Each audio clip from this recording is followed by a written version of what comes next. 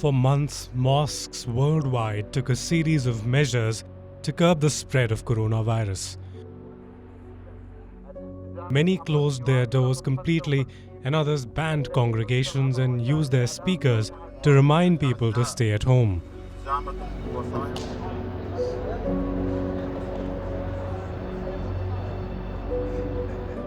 For centuries, the Umrah, the Islamic pilgrimage to Mecca, the holiest city for Muslims, has been a changeless feature of life in the Arab world.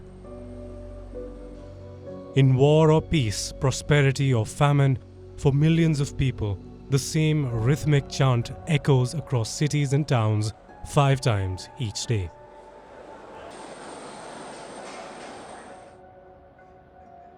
But worshippers were not allowed to enter Mecca's grand mosques since the Saudi authorities suspended prayers on March 19 in an effort to combat the spread of the virus. Younger Saudis cannot recall ever seeing it so empty.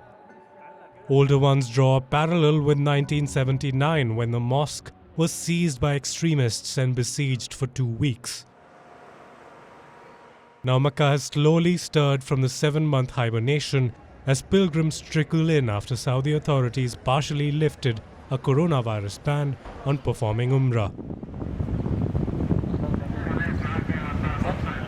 Thousands of worshippers entered the Grand Mosque in the holy city of Mecca in batches to perform the ritual of circling the sacred Kaaba, a cubic structure towards which Muslims around the world pray. Worshippers are no longer allowed to touch the Kaaba, but some enjoyed a respite from the usual crowding. This is an indescribable feeling. This is a gift from God, and thanks to His will, we have made it to the Umrah. And it seems like the other countries of West Asia are following suit.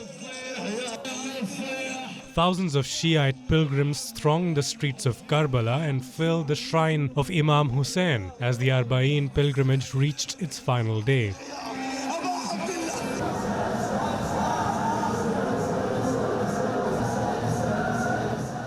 ARBAEEN marks the end of the 40-day mourning period for the 7th century killing of Imam Hussein, Prophet Muhammad's grandson. It is one of the biggest religious gatherings in the world.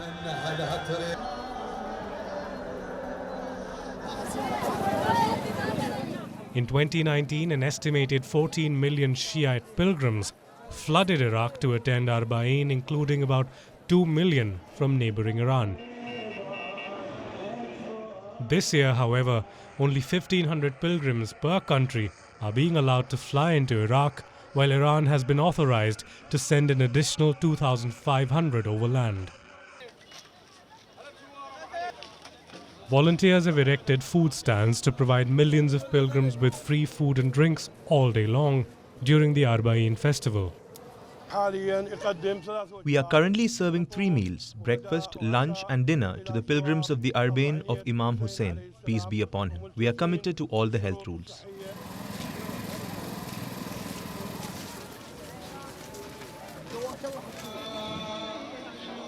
Some volunteers provided free masks, but few pilgrims wear them despite constant appeals made by the authorities for wearing masks and social distancing, which has been widely ignored during the festival.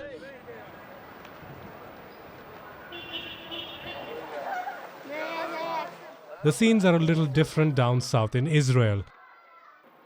The priestly blessing prayers at the Western Wall in Jerusalem during the SUKKOT holiday look different this year due to a nationwide lockdown.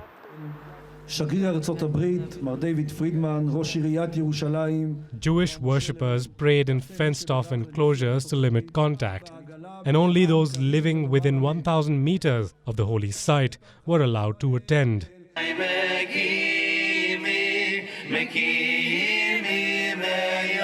The traditional blessing is usually attended by tens of thousands of worshippers, but Israel is grappling with one of the worst outbreaks in the world on a per capita basis. One might wonder why, despite rising cases of COVID-19, these West Asian countries have reopened for the pilgrimage. For countries like Saudi Arabia, the pilgrimage is the backbone for expanding tourism. These countries have been trying to diversify the economy from being simply top oil exporters to also a tourist attraction which requires them to boost the number of visitors. But these plans have certainly been disrupted by the coronavirus. West Asia Bureau Report, WION World is One.